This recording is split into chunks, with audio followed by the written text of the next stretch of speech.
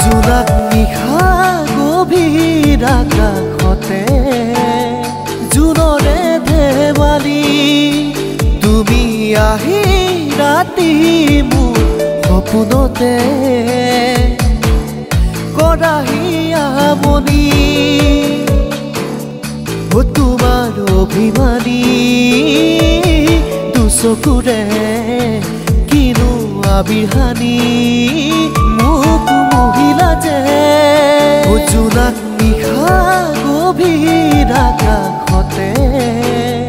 জোনৰে ধেমালি তুমি আহি ৰাতি মোৰ সপোনতে কৰাহি আমনি